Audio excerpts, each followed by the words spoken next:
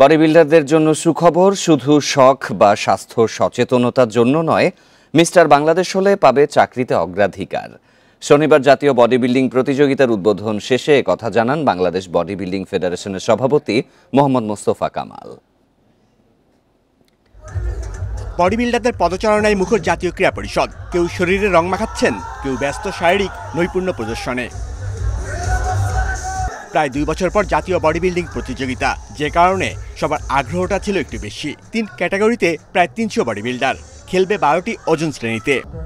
গত বছরগুলির চেয়ে এবার আমাদের খেলাটা আরও জাঁকজমক হবে এবং আমরা সাফল্যের মুখ দেখি। আমাদের এখান থেকে মিস্টার বাংলাদেশ যারা হবেন, আশা করি তারা দেশের বাইরেও খেলার সুযোগ পাবে। বডি বিল্ডারদের নৈপুণ্য প্রদর্শনের সাথে আনন্দে বাড়তি মাত্রা যোগ করে ফেডারেশনের সভাপতির ঘোষণা। শুধু খেলাই নয়, এখন থেকে কেরিয়ার গঠনে সাহায্য করবে বডি বিল্ডিং। প্রতিযোগিতার উদ্বোধন শেষে একথা জানান বাংলাদেশ বডি বিল্ডিং ফেডারেশনের সভাপতি পিবিআই প্রধান মোহাম্মদ মোস্তফা কামাল। স্পন্সর প্রতিষ্ঠানের মাধ্যমে তাদেরকে দেশের বাইরে বিভিন্ন রকমের প্রতিযোগিতায় অংশ নেওয়ার সুযোগ করে দেওয়া যায়, পাশাপাশি বাংলাদেশে যাতে তাদের সে একটা ভালো কর্মসংস্থানের ব্যবস্থা হয়।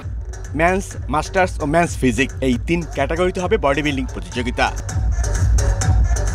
Shamim Ahmed, independent news, Dhaka.